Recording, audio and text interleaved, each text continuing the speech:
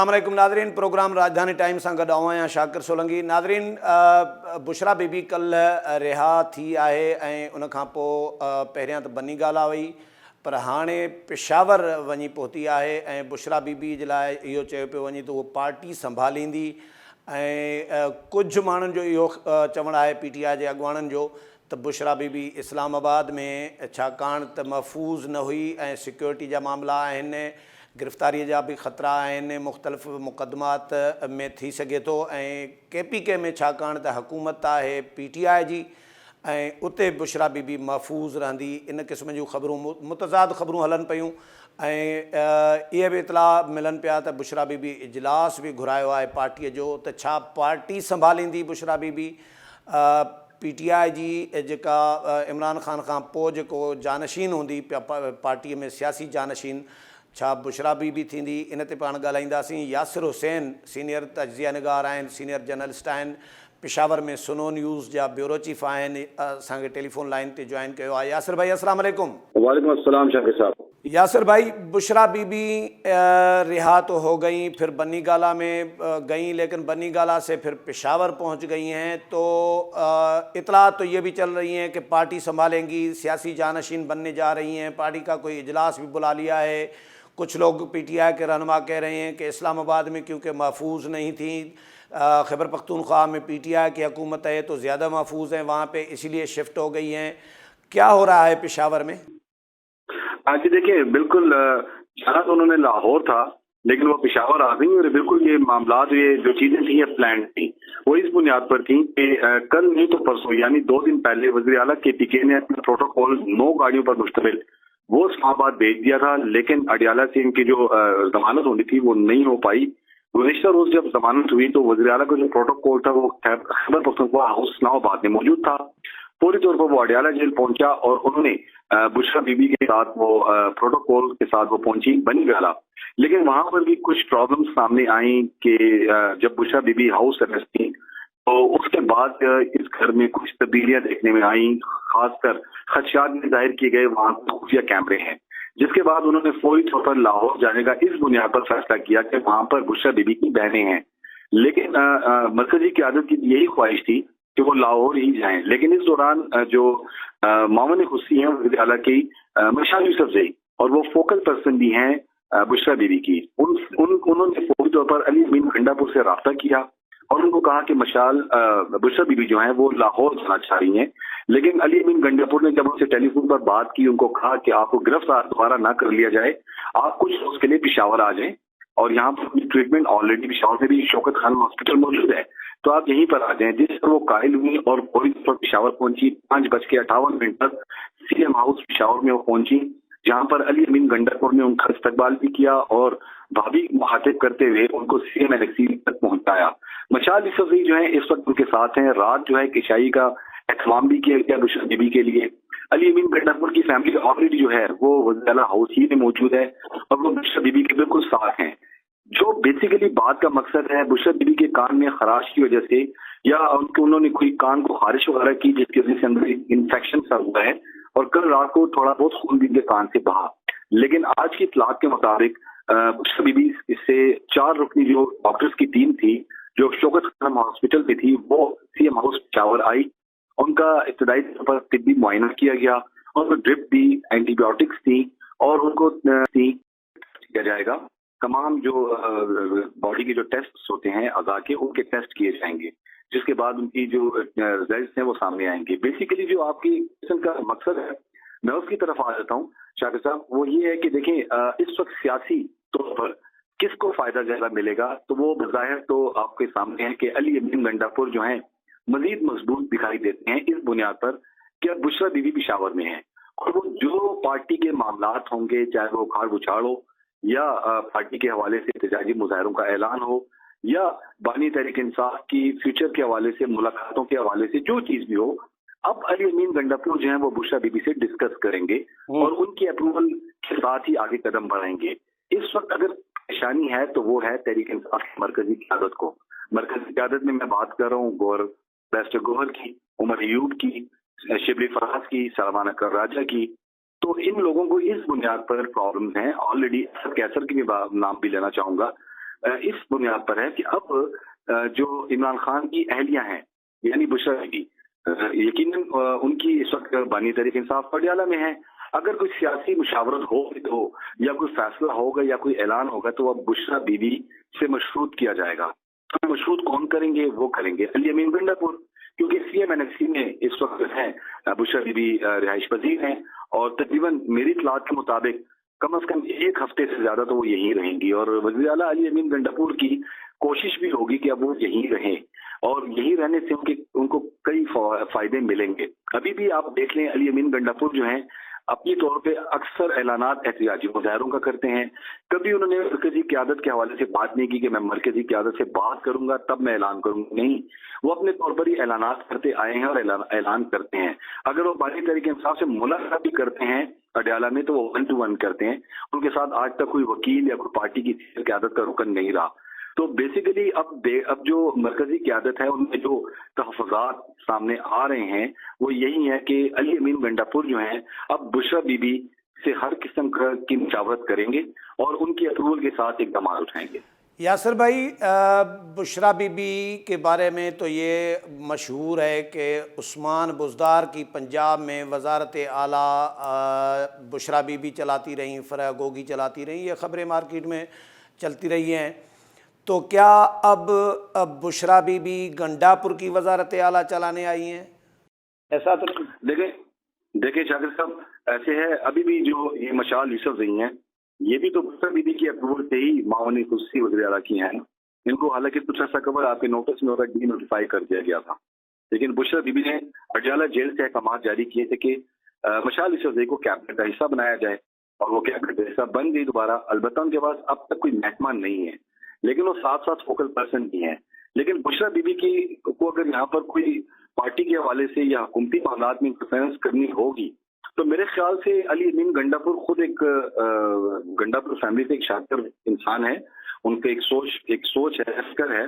तो वो अगर बुशरा बीबी को ज्यादा किस काम का कह सकती हैं? यकीनन पोस्टिंग ट्रांसिंग का ही कह सकती हैं, वो तो ऑलरेडी हो रही हैं। तो मैं नहीं समझता कि पंजाब और AP यहाँ की सूरत हाल तब्दील है। उस वक्त की सूरत हाल तब्दील थी, उस वक्त इमरान खान खुद प्राइम मिनिस्टर थे और पावर में थे और यही वजह है कि उस वक्त KP भी उनके पास था। KP में भी उस वक्त वो अगर कहीं पोस्टिंग ट्रांसफर की बात होती थी तो बुशरा बीबी इमरान खान को या डायरेक्ट महमूद खान को कह देती जो उस वक्त के वज़ीर आला थे। तो शायद ये इतनी बड़ी बात ना हो मेरी ज़ाती राय के मुताबिक कि बुशरा बीबी हुकूमती मामलात में मुदाखलत करेंगी। अगर उन्होंने मुदाखलत करनी भी तो वो सिंपल से अली अमीन गंडापुर को कह देंगी कि इस बंदे को उठा के यहाँ लगा दें, इस वज़ीर को उठा के यहाँ लगा दें। तो अगर अली अमीन गंडापुर ने करना हुआ तो करेंगे, वरना तो मेरे ख्याल से अभी इब्तदाई तौर पर ये कहना कबल अज़ वक्त होगा। बुशरा बीबी शायद KP की हुकूमत में इतना हाथ ना मारे। अलबत्ता पार्टी में अगर कोई मरकजी क़यादत में कोई मसले मसाइल हुए तो बुशरा बीबी उसमें इन्वॉल्वमेंट कर सकती हैं, लेकिन अभी तक बुशरा बीबी ने इस हवाले से कोई इन्वॉल्वमेंट नहीं की। मेरी मशाल यूसुफ से सपहर कोई बात हुई है आज और उन्होंने मुझे तफसील से कहा कि बुशरा बीबी की जो तबीयत है वो इंतहाई नासाज है, उनको टेम्परेचर भी आ रहा हो जा रहा है और ये टेस्ट हमने करवाने हैं। अलबत्ता अब वो यहीं रहेंगी। तो यहाँ रहना जो है ना, सबसे बड़ी प्रॉब्लम जो है ना वो PTI की मरकजी क़यादत को है, क्योंकि अब वो जानते हैं कि अब बुशरा बीबी यहाँ रहेंगी तो अली अमीन गंडापुर जो भी उससे बात करेंगे तो वो उसको एक्सेप्ट भी करेंगी, बल्कि अपने अहकाम भी देंगी। अब मरकजी क़यादत का हर रुकन बुशरा बीबी से आके मुलाकात तो नहीं कर सकता और ना बुशरा बीबी की ख्वाहिश होगी कि वो मुलाकात करें। जब फैमिली मामलात हैं, अली अमीन गंडापुर की फैमिली उनके साथ बैठी हुई है तो वो तो फैमिली वाली बात होगी। पश्तून रवायात भी आपके नोटिस में हैं। अब हर किसी का पार्टी का कोई रुकन आकर बुशरा बीबी से बराह रास्त तो मिल नहीं सकता और ना मिलेगा, ना ऐसी कोई बात होगी। तो मैं समझता हूँ कि इस वक्त अली अमीन गंडापुर जो है सियासी और पार्टी में तौर पर इंतहाई मजबूत इस बुनियाद पर हो गए हैं कि अब भाभी यानी बुशरा बीबी उनके साथ उनके NXC में रह रही हैं और उनका ध्यान रखने वाली जो है वो मशाल यूसुफ रही हैं। उनके तमाम अमूर जो हैं, सवाल जवाबात जो होंगे वो भी मशाल यूसुफ के जरिए ही होंगे। तो इस वक्त जो है पार्टी के अंदर मरकजी क़यादत एक जाने तो जहां खौफ का शिकार है कि कहीं उनसे ओहदे वापस न ले लिए जाएं, चेंज न कर लिए जाएं। देखें ये बातगश तो आज से नहीं कई रोज से चल रही है कि अली अमीन गंडापुर किसी भी वक्त चेयरमैन PTI भी बन सकते हैं, क्योंकि वैसे गौर की कारकर्दगी भी सबके सामने है, उनकी कोई मानने को तैयार नहीं होता। उमर यूब जो है जब से सेक्रेटरी जनरल के ओहदे से हटे हैं तो उनकी आप बॉडी लैंग्वेज देखें तो वो तब्दील हो चुकी है। वो अपोजिशन लीडर के तौर पर बात करते हैं, लेकिन पार्टी के अंदर जो मामला चल रहे हैं, जैसे कि आप देखें फैसल चौधरी के, कल तक वो इमरान खान से अडियाला में मुलाकात कर रहे थे। आज उनको पार्टी के जो व्हाट्सएप ग्रुप था हाईएफ्स का, कोर कमेटी का, उससे भी उनको डिलीट कर दिया, रिमूव कर दिया गया है। तो पार्टी के अंदर टेंशन पानी और जो है ये मामला सामने आ रहे हैं और ये पार्टी को मजीद डैमेज करेंगे। लेकिन अली अमीन गंडापुर इसे भी अब टेक ओवर कर सकते हैं, मामला ऑलरेडी उनके हाथ में हैं। भाभी यानी बुशरा बीबी उनके अब एनेक्सी में रह रही हैं, तो पार्टी इस वक्त जो है डिस्टर्ब है। और देखें हम अजहर का मामला आप सामने देख लें, कुछ रोज कबल जो है अली अमीन गंडापुर और अजहर की वीडियो लिंक के जरिए काफी तकरार हुई है, जो कि हमारे दोनों तरफ से जो पंजाब के भी दोस्त हैं पीटीआई के, उन्होंने भी तस्दीक की और केपीसी भी की। तो अब अमाद अजहर की भी जो पॉलिसीज हैं वो भी अगर अप्लाई करेंगे तो अप्रूवल तो बुशरा बीबी ने दी। यासर भाई लाइटर मूड में ये बताएं, ये 3-4 साल तो बुशरा बीबी के मुवक्किलात का बड़ा चर्चा मीडिया में होता रहा। ये आजकल मुवक्किलात किधर चले गए हैं? मुवक्किलात खामोश हैं जब से बुशरा बीबी गिरफ्तार हुई हैं, या इधर फिर केपीके में वो अपना काम दिखाएंगे? शाकिर साहब देखें, मुवक्किल वाला दौर शायद चला गया। अब जिंदा जिन अगर आप बात देखें तो वो ज़ियाला केपीके हैं ना, उनके पास जिंदा मुवक्किल आ गया है, अब वो ही जादू चलाएंगे। अलबत्ता उनकी जो वो रात का आप जिक्र कर रहे हैं, मैंने आज एक क्वेश्चन मशाल से भी किया, लेकिन मशाल ने कहा नहीं, वो रात को शाइए के बाद उनके लिए एक बेहतरीन एहतमाम किया गया था। बेसिकली तो वो कोर कमेटी के अरकान का था, सियासी जो कमेटी है, लेकिन नाम इन्होंने बुशरा बीबी का दिया। अब देखिए ना, अब ये भी सरकारी वसाइल केपीके हुकूमत के जो आवाम का पैसा है। अब यहाँ पर ये वज़ीर आला हाउस कम और मुलाकात ज्यादा हमें दिखाई देती है। अब सनम जावेद जैसी खातून जो है, उन्होंने भी कुछ महीना कयाम किया था CMNXC में, क्योंकि पंजाब में उनको भी गिरफ्तारी का डर था। अब पंजाब में जिसको गिरफ्तारी का डर होगा तो वो वज़ीर आला हाउस पेशावर या उसको पनाहगाह भी आप कह सकते हैं, तो यहीं पर आकर कयाम करेगा। तो उनके मौकलात जो है, देखें 9 महीने अगर कोई मौकल होता है तो फिर तो वो पुलिस जेल से भी बाहर निकाल देता है, जैसे फिल्मों में देखते हैं शुरू से निकलते हैं। तो ये मौकलात वाला ये 3-4 साल ड्रामा ही चलता रहा। देखिए मौकल जो है ना, शायद उनके सेल खत्म हो गए हैं शाकिर साहब। हुकूमत चली गई तो मौकल भी चले गए, अब हुकूमत आएगी तो मौकल भी आ जाएंगे। तो मैं यकीन करें, मैंने ये भी किसी से पूछे, आपको बकरे शकरे तो नहीं आ रहे वो ज़ियाला हाउस में काले रंग के, कि रात को कहीं को भी, वो मेरा सोर्स हंस रहा था उस चीज को मजाक समझ के। लेकिन ये हकीकत है कि अगर हम सीरियस बात करें तो वो ये कि अली अमीन गंडापुर जो है इस वक्त पार्टी में इंतहाई मजबूत तस्वर किए जा रहे हैं कि बुशरा बीबी जो है अब उनकी मेहमान यानी वज़ीर आला हाउस पेशावर में वो मुकीम है। अच्छा, तो ये एक हफ्ता जो वहाँ पे रहेंगी तो क्या एक्टिविटीज़ होंगी पॉलिटिकल? कोई इजलास भी बुलाया है? इजलास की भी खबरें चली हैं मीडिया में, कोई इजलास बुलाया है कि पार्टी का अहम रहनुमाओं का? देखिए रात को इजलास हुआ था शाकिर साहब, तकरीबन कोई 1 बजे तक वो इजलास चला, जो कि बेनतीजा निकला। बेसिकली वो इजलास जो था कल बानी तहरीक इंसाफ से मुलाकात के हवाले से था कि मुलाकात में क्या गुफ्तगू हुई। सलमान अकरम राजा थे, उमर अयूब थे, वीडियो लिंक के जरिए लाहौर से मौजूद थे, ये दीगर अरकान मौजूद थे इस्लामाबाद से। तो उस इजलास में कुछ उमर अयूब और सेनेटर शिबली फराज के माबैन जो है तब जुमलों का जो है तबादला हुआ, जिस बाद वो इजलास पूरी तौर पर खत्म कर दिया गया। यानी मैं डिस्कनेक्ट की बात करूंगा। मैंने आपको थोड़ी देर पहले भी कहा कि उमर अयूब जो है इस वक्त उनकी बॉडी लैंग्वेज पार्टी पॉलिसीज के हवाले से इंतहाई नेगेटिव कह लें या बरक्स कह दें उसको, वो जा रही है और पार्टी इसको बखूबी अंदाज से देख रही है। आप देखिए ना, वही मैं आपके प्रोग्राम में मैंने पहले भी कई बार बात की कि वो लोग कहाँ गए जो बानी तहरीक इंसाफ के साथ दिन रात होते थे, चाहे वो केपी के हैं या पंजाब के हैं। आज तो आपको पार्टी में जो मरकजी क़यादत दिखाई देगी तो वकला होंगे या जो नए अरकान जो थे, जो कि 9 मई के बाद जिन्होंने ज्वाइनिंग की, वो बैठे होंगे। अब सलमान अकरम राजा की पार्टी के लिए क्या खिदमात है, अब शेख वकास अकरम की पार्टी के लिए क्या खिदमात है, अब उमर अयूब की पार्टी के लिए क्या खिदमात है, बैरिस्टर गौहर की पार्टी के लिए क्या खिदमात है, रऊफ हसन की पार्टी के लिए क्या खिदमात है। अब इनकी तो कोई खिदमत है। 2014 के धरने में तो आप दाएं और बाएं भी देखें तो बानी तहरीक इंसाफ के साथ इनमें से एक शख्स भी आपको दिखाई नहीं देता होगा। जो दिखाई देते थे वो आतिफ खान है, वो फजल मोहम्मद खान है, वो अली मोहम्मद खान है, वो जो रोपोश हैं कुछ सदर, फैसल जावेद वो हैं। लोग हैं। जी जी, मैंने कहा फैसल जावेद भी हैं। फैसल जावेद भी पेशावर ही में हैं, वो भी पेशावर में ज्यादा वक्त गुजार रहे हैं। मैंने इसीलिए आपको कहा कि वज़ीर आला हाउस कम और पनाहगाह ज्यादा बन चुकी है। यहाँ पर जितने मुख्तलिफ मुकदमात में जो केसेस में जो भुगत रहे हैं अरकान, वो अब सब पेशावर। तो आपके ख्याल में ये जो सीनियर रहनुमा हैं, ये जो बैरिस्टर गौहर और उमर अयूब, ये बुशरा बीबी के बाहर आने से, पेशावर पहुंचने से परेशान हैं कि कहीं तब्दीलियां ना हो जाएं? जी बिल्कुल, इस बुनियाद पर परेशान है कि अली अमीन गंडापुर की पॉलिसी, अब उनका ऐलान वो अब स्टैंप के जरिए होगा। वो स्टैंप है कौन? वो बुशरा बीबी हैं।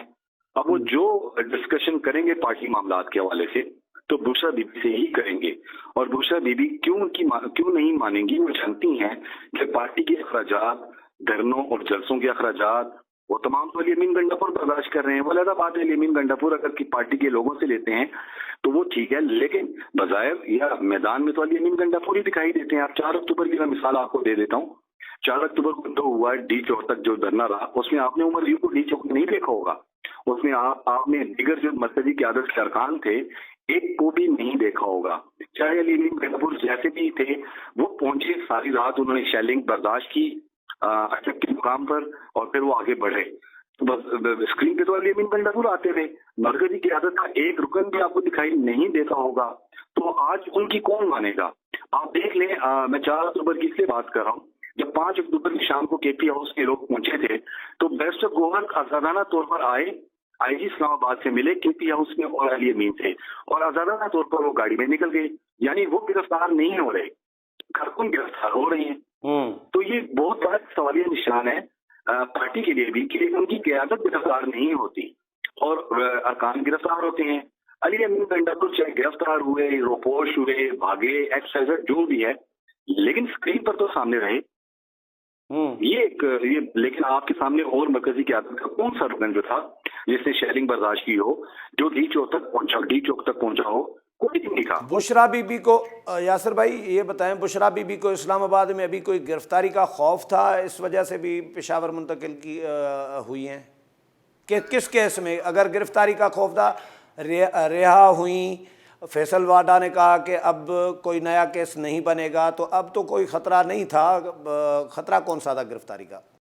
देखिए, खौफ था या नहीं था, उनको पेशावर लाना था, और मरकजी क़यादत की कोशिश थी कि वो पेशावर ना जाएं, क्योंकि वो जानते थे कि जब ये पेशावर आएंगी, वज़ीर आला हाउस में सीएम अली अमीन गंडापुर की ज़बान होंगी, तो उनके फैसले जो हैं अब अली अमीन गंडापुर मजीद पावर पे है। ये प्रॉब्लम थी। और क्या आपने देखा कि पीटीआई में तो कहनी पहले दिन से है। मैंने हमेशा ये बात हर प्रोग्राम में की है कि भाई पीटीआई में कारकुन कोई नहीं है, तमाम लीडर्स हैं। तो यहाँ तो कारकुन कोई है ही नहीं, लीडर्स ही हैं। तो अब अली अमीन गंडापुर जो है, अगर कोई इकदाम उठाएंगे भी तो बुशरा बीबी के नोटिस में लाएंगे, और नाम यूज होगा बुशरा बीबी का कि बुशरा बीबी की तरफ से ये इकदाम उठाया गया है, चाहे किसी को ओहदे से हटाना हो, चाहे वज़ायरों की कॉल देना हो, चाहे डाला जेल के बाहर जैसे कि बातें की जा रही हैं तंजीम की तरफ से कि एक बहुत बड़ा पाकिस्तान से लोग आएंगे और डाला जेल के बाहर हम बैठ जाएंगे, धरना देंगे। अगर इसकी का कोई अप्रूवल होती है तो इससे भी मशहूर बुशरा बीबी का नाम से किया जाएगा। तो ये चीजें जो है अब आने वाले दिनों में बड़ी, अब स्क्रीन जो है केपी वज़ीर आला हाउस की तरफ इस बुनियाद पर आ गई है कि अब बानी तहरीक इंसाफ की अहलिया अब यहाँ पर रिहाइश पजीर है। तो मैं आपको कह रहा हूँ कि एक हफ्ता मैं समझता हूँ, एक हफ्ता नहीं, शायद 1 माह भी लग जाए। बुशरा बीबी को इतना इन्होंने खौफ में मुबतला कर दिया है कि आपको किसी भी गिरफ्तार किया जा सकता है, आप अगर अटक क्रॉस कर लें, यानी पंजाब की हदूद में दाखिल हो जाएं किसी भी केस में।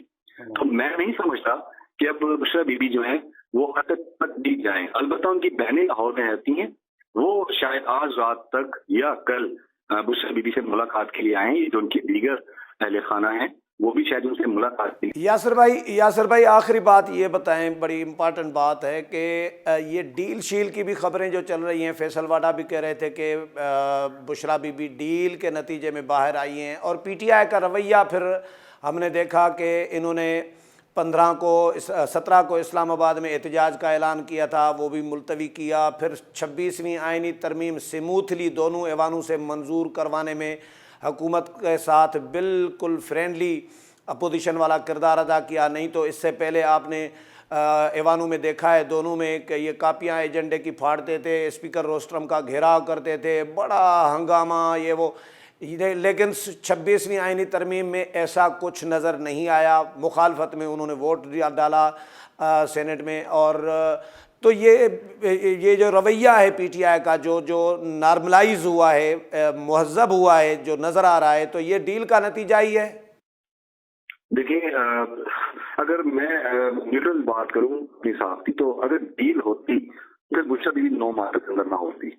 नहीं, डील तो अभी अभी अभी अभी की बात कर रहा हूँ। ये जो ये रिसेंटली जो चीज़ें नज़र आई हैं, जो डेवलपमेंट्स हुई हैं। देखिए, अभी 2 से 3 दिन में जब ये मालूम हो जाएगा ये डील थी या डील थी, तो मैं तो इसको इब्तदाई तौर पर उसको मैं डील ही कह सकता हूँ, डील नहीं कह सकता। ये सिर्फ और सिर्फ देखिए, बानी तहरीक इंसाफ की दुखती रग है उनकी अहलिया यानी बुशरा बीबी। तो जब भी मुलाकात उनकी वकला से होती या सहाफ़ियों से होती या क़यादत से होती, तो वो बुशरा बीबी पूछते थे। आज वो उन्होंने कल जो है इत्मीनान का इजहार कर लिया कि भाई बुशरा बीबी जो है रिहा हो गई हैं। तो वो एक ये चीज सामने आई। ये 3 से 4 दिन में क्लियर हो जाएगा कि ये डील थी या डील थी। अगर डील हुई तो फिर तो मुंह बंद रहेगा और पार्टी को तितर बितर करने में फिर अली अमीन गंडापुर और बुशरा बीबी का किरदार भी सामने आ जाएगा। सही, बहुत शुक्रिया यासिर हुसैन। यासिर हुसैन जेको आहे उन सां ॻाल्हि थी आहे। नाज़रीन, हिते वठूं था हिकिड़ो नंढो ब्रेक खां पोइ हाज़िर थियूं था।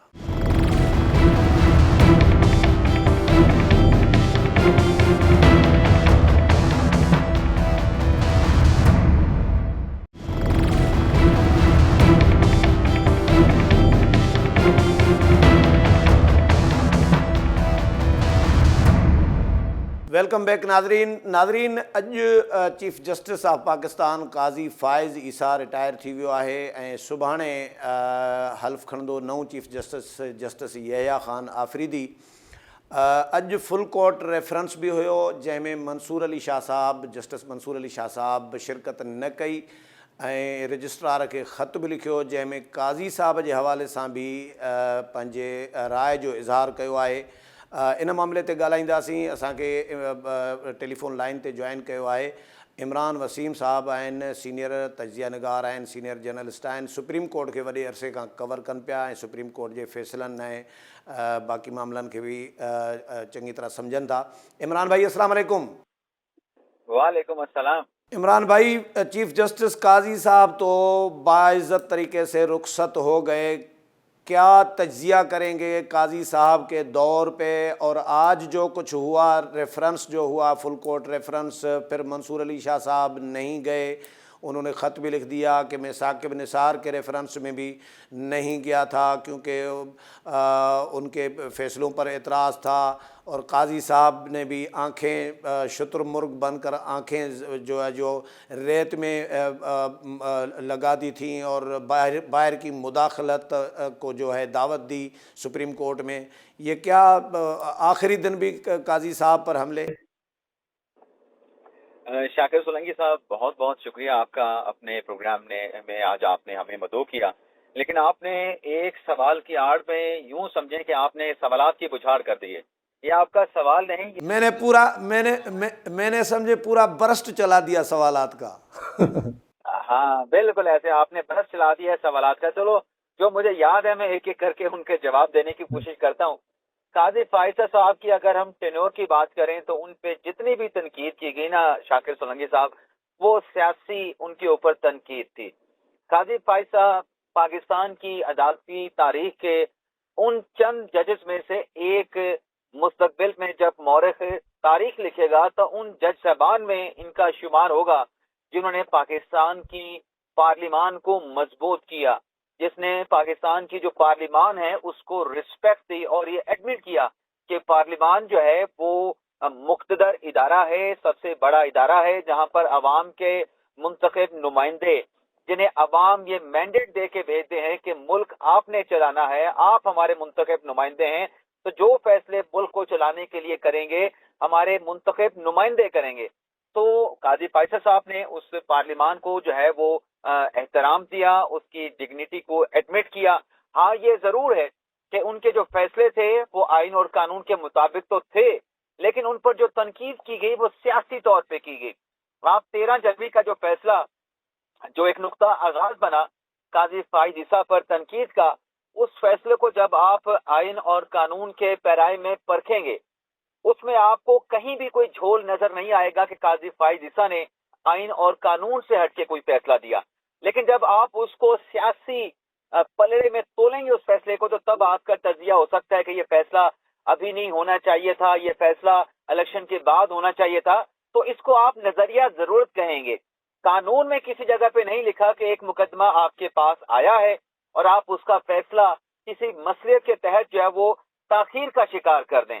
कानून अपना रास्ता बनाता है और कानून यही कहता है कि जहां जहां पे मेरा नफाज होना है वो आपको इसी तरीके से करना चाहिए जैसे इंसाफ की देवी के आंखों पर पट्टी बंधी होती है और वो इंसाफ करती है और वो सामने नहीं देखती कि उसके सामने कौन खड़ा है, कोई बड़ा है या छोटा है, या इस वक्त घड़ी के ऊपर जो घड़ियां हैं वो क्या बजा रही हैं। इंसाफ की देवी ने सिर्फ कानून और आइन को देखना होता है। तो काजी फाइसा ने आइन और कानून को देखकर वो फैसला किया, लेकिन हमारे कुछ ऐसे साथी, कुछ ऐसे सेगमेंट जो ये चाह रहे थे कि ये फैसला सियासी मसलियत के तहत, सियासी नजरिया जरूरत के तहत होना चाहिए, तो काजी फाइसा ने वो नजरिया जरूरत जो है अपने किसी फैसले में अडॉप्ट नहीं किया।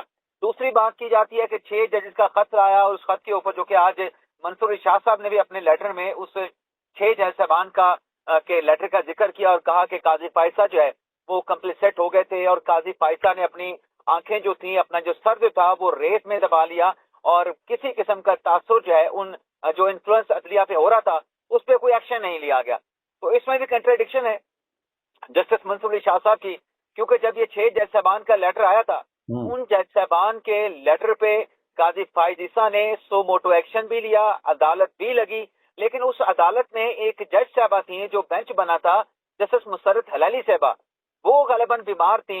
इस वजह से ये मुकदमा, अगर मैं गलत नहीं हूं तो ये दोबारा समाज के लिए मुकर्रर ना हो सका, क्योंकि वो दिल के आर्जे में मुब्तला हो गई थी, उनकी सर्जरी भी हुई थी। लेकिन कतई नजर जो जज साहबान ने लेटर लिखा अदलिया में मुदाखलत के हवाले से, उस लेटर को अगर हम लेके चलें तो काजी फाइसा साहब ने अपने जो रिमार्क्स दिए थे उन जज साहबान के लेटर के ऊपर कार्रवाई करते हुए कि ये जज साहबान तो बड़े ही बाख्तियार हैं, इनको अगर किसी ने रुजू किया, किसी ने इनके साथ राब्ता किया, इनकी इंसाफ की फराहमी में जो इनके पास केसेस थे उसमें मुदाखलत की, तो इनको तो कंटेम्प्ट का नोटिस जारी करना चाहिए था। ये तो आम सिविल सर्वेंट की तरह जजेस नहीं है कि इन्हें एक एग्जेक्टिव साइड के ऊपर जो है वो नौकरियों से हटा दिया जाएगा। इन जज साहबान को तो अगर किसी ने हटाना है तो सुप्रीम जुडिशियल काउंसिल के जरिए आप हटा सकते हैं। तो इन्हें तो अपनी जॉब का, जस्टिस होने का की प्रोटेक्शन भी हासिल थी और एक सेक्रेटरी से ज्यादा बाख्तियार भी थे। तो काजी फाइसा साहब ने जो सवालात उठाए थे ना कि जज साहबान बड़े बाख्तियार हैं, कंटेम्प्ट का इनके पास अख्तियार है, किसी की जरूरत नहीं किसी जज के साथ राब्ता करे, अगर कोई राब्ता करे तो उनके खिलाफ कंटेम्प्ट का एक्शन लें। तो उसके बाद आप ये देख, बेशक उस केस का फैसला नहीं हुआ, लेकिन जज साहबान ने कंटेम्प्ट के नोटिस लिए, जज साहबान ने कंटेम्प्ट की दरखास्तों के ऊपर समाअत की और फिर काजी फाइसा को कैसे सिंगल आउट कर सकते हैं। इलेक्शन का जो फैसला था पीटीआई इंट्रा पार्टी इलेक्शन का, क्या वो काजी फाइसा का अकेले का फैसला था? उसमें 2 और जज साहबान भी शामिल थे। अभी रिसेंट जो सुप्रीम कोर्ट के 13 रुकनी बेंच ने फैसला दिया है मखसूस नशिस्तों के हवाले से, उस फैसले में भी सुप्रीम कोर्ट के 11 जजेस ने इंट्रा पार्टी इलेक्शन, पीटीआई के इंट्रा पार्टी इलेक्शन को बिल्कुल दुरुस्त करार दिया है। तो ये भी हम सहाफती बदयांती करते हैं कि हम सिर्फ काजी फाइसा को निकाल के टारगेट करते हैं, जबकि सुप्रीम कोर्ट के जज साहबान उस फैसले की सपोर्ट में खड़े हैं, उस फैसले के साथ खड़े हैं। और जहां तक बात है 6 जज साहबान के लेटर की, तो उन जज साहबान के लेटर के ऊपर एक जुडिशियल कमीशन भी बनाने का फैसला हुआ था और एक जुडिशियल कमीशन के साबिक जो रिटायर्ड जज हैं उनको नॉमिनेट भी कर दिया गया था, लेकिन वो जज साहब भी कमीशन की सरबराही लेने से हामी भर के इनकार कर गए। और फिर उसके बाद जब मुकदमा लगा तो उसमें भी काजी फाइसा साहब का जो स्टांस था वो यही था कि इन जज साहबान को तो लेटर लिखने की बजाय जो इनसे रजू करते रहे उनके खिलाफ ही एक्शन लेते। जैसे माजी में जैसे शौकत अजीज सदीकी जिन्होंने एक स्पीच की थी कि उनके साथ एक साबिक किसी फौजी अफीसर ने राब्ता किया था, उस वक्त वो हाजिर सर्विस में थे, तो उस पे उनको नौकरी से निकाल दिया गया था। तो लेकिन उन्होंने बात की, लेकिन उन्हें तरीकाकार एक मुख्तलिफ अडॉप्ट किया, बजाय इसके कि शौकत सिद्दीकी साहब बार में जाने के बजाय तकरीर करते, जो उनके साथ मुलाकात करने के लिए आया था उनको कंटेम्प्ट नोटिस देते। उन्होंने भी कंटेम्प्ट नोटिस नहीं दिया, इन जज साहबान ने नहीं दिया। तो क्या ये इनको अपने अख्तियारात का पता नहीं था कि जज साहबान 6 लेटर तो लिख रहे हैं, 6 जजेस लेटर तो लिख रहे हैं, लेकिन अपने अख्तियारात का इस्तेमाल नहीं कर रहे। तो इस जजेस के इस कंडक्ट को क्या कहा जाए कि आपके पास पावर भी हो, आपके पास अख्तियार भी हो, आप अपना अख्तियार इस्तेमाल ना करें और आप दूसरे की तरफ। अच्छा इमरान भाई, माजी में हमने देखा है कि इफ्तिखार मोहम्मद चौधरी के बाद जितने भी चीफ़ जस्टिस साहिबान तकरीबन आए हैं तो तकरीबन वो एक दूसरे की पॉलिसी को ही आगे तसलसल एक रहा है मुसलसल। तो अब काजी साहब ने उस जो तसलसल था उसको तोड़ा। काजी साहब के बाद फिर जो अब नए चीफ़ जस्टिस ऑफ पाकिस्तान आ रहे हैं जस्टिस याया खान आफरीदी, वो फिर काजी साहब वाली ही पॉलिसियाँ आपको नज़र आ रही हैं आगे आइन और कानून पर अमल दरामद या फैसलों में वो झलक नज़र आएगी काजी साहब वाली। देखें अपना शाकिर सोलंकी साहब, आपका जो आवाज़ है, आपके जो सवाल था वो मैं मुकम्मल नहीं समझ सका, लेकिन मुझे जो कुछ समझ आई है, आप जुडिशियल ओवररीच की बात कर रहे हैं। जो माजी में इफ्तिखार चौधरी से उसका आगाज हुआ, अदलिया की बहाली के बाद जो वकला ने तहरीक चलाई थी, तो हमने देखा कि बड़ी तादाद में 100 मोटो नोटिस दिए गए और आईनी दरखास्तें भी सुप्रीम कोर्ट में दायर हुई और ऐसे फैसले किए गए कि जिसके नतीजे में पाकिस्तान ना सिर्फ सियासी तौर पे, माली तौर पे, मुआशी तौर पे अदम इस्तेहकाम का शिकार हुआ, बल्कि आलमी सतह पर अदलिया के दिए गए फैसलों के नतीजे में पाकिस्तान को भारी जुर्मानों का भी सामना करना पड़ा। नहीं, मेरा सवाल ये था कि इफ्तिखार मोहम्मद चौधरी के बाद तकरीबन एक तरह की ही पॉलिसियाँ सुप्रीम कोर्ट में चीफ जस्टिस साहिबान चलाते रहे हैं, साकिब निसार हों, बंदियाल साहब हों, लेकिन अब काजी साहब ने उन पॉलिसियों को, उस तसलसल को तोड़ा। तो नए चीफ जस्टिस ऑफ पाकिस्तान जो आ रहे हैं, जो हल्फ लेंगे जस्टिस याया आफरीदी साहब, वो भी अब काजी साहब वाली ही पॉलिसियाँ अपनाएंगे, आइन और कानून की अमलदारी और वो झलक फैसलों में नज़र आएगी उनके। मैं सोलंकी साहब इसी तरफ ही आ रहा था, मैं यही जिक्र कर रहा था कि अगर काजी फैसला से पीछे आप चले जाएं तो जुडिशियल ओवररीच होता रहा, एग्जेक्टिव के मामलात में, पार्लियामेंट के मामलात में मुदाखलत होती रही, लेकिन वो जो मुदाखलत थी जुडिशियल ओवररीच था, चाहे एग्जेक्टिव की साइड पे था, चाहे पार्लियामान की साइड पे था, उसको एक फुल स्टॉप लगाया गया काजी फैसला की जानिब से और पार्लियामेंट को एहतराम दिया गया। आप बात कर रहे हैं कि नए चीफ जस्टिस कैसे होंगे। मेरी नजर में जो आपने सवाल पूछा है, जस्टिस याया फरीदी साहब भी बाई बुक चलने वाले हैं और काजी फैसला भी बाई बुक चलने वाले थे। काजी फैसला भी आइन और कानून से बाहर नहीं गए। आप उनका रिकॉर्ड निकाल के देखें, उन्होंने कोई सो मोटो एक्शन नहीं लिया, मासवाए इक्का दुक्का कोई एनवायरमेंट पे लिया हो या फिर फैसल वाडा के खिलाफ कंटेम्प्ट का जो है वो नोटिस जारी किया हो। इसके अलावा कोई ऐसा सो मोटो जिसमें वफाकी हुकूमत को डायरेक्शन जारी करके कहा गया हो कि आप ये काम नहीं कर सकते, आपने ये काम गलत किया है, पार्लियामेंट ने कानून गलत बनाया है, ऐसी कोई डायरेक्शन जारी नहीं की। याया फरीदी साहब भी इसी सोच के हामिल हैं, यही उनके थॉट्स हैं, आइन के मुताबिक जाना है, आइन और कानून के मुताबिक जाना है, यही उनका ट्रैक है। लेकिन अप्रोच में फर्क हो सकता है। यानी काजी फैसल साहब जो हैं वो सामने ठहरे वकला के साथ दो बदो हो जाते थे, आमने सामने एक दूसरे के मतलब होते थे कि काजी फैसल ने रिमार्क्स दिए हैं, किसी और जज के रिमार्क्स आ रहे हैं, बेंच में बैठे सामने वकला की जाने से भी जो है वो तुर्की ब तुर्की उसका जवाब दिया जा रहा है। लेकिन जो याया फरीदी साहब हैं, नामजद जो चीफ जस्टिस हैं, जो कल अपने मनसब का हल्फ उठाएंगे, वो जरा मुख्तलिफ जज हैं अपने अदालत में केसेस को कंडक्ट करने के हवाले से। वो सामने वालों को सुनते भी हैं, लेकिन उतना सुनते हैं जितना सुनने का हक होता है, और अपना सवाल भी करते हैं, और उनका सवाल इतना प्योरीफाई किया हुआ होता है कि उसमें आपको जो है ऐसी झलक नहीं नजर आएगी कि जज साहब जो हैं वो किसी साइड के ऊपर टिल्ट कर रहे हैं। ये बात आज रात जो इशाइया सुप्रीम कोर्ट बार में हुआ, इस बात पे काजी फैसल साहब ने भी कमेंट किया कि याया फरीदी साहब जो है वो अनप्रेडिक्टेबल हैं। याया फरीदी साहब का जो लेवल है वो हम सबसे बढ़ के है, हम याया फरीदी साहब को नहीं पहचान सके, बल्कि हमारे बारे में तो लोग अंदाजे लगा लेते थे कि फैसला ये जज क्या देगा। याया फरीदी वाहिद ऐसे जज थे जिनके बारे में कोई अंदाजा नहीं लगा सकता था कि उनका केस में फैसला क्या होगा। सही, बहुत शुक्रिया टाइम देने के लिए इमरान वसीम साहब। नादरीन, अॼोको प्रोग्राम पंहिंजे पुॼाणीअ ते पहुतो। अॻिले प्रोग्राम में नए महिमान ऐं नए मौज़ूअ सां गॾु हाज़िर थींदासीं। अल्लाह हाफ़िज़।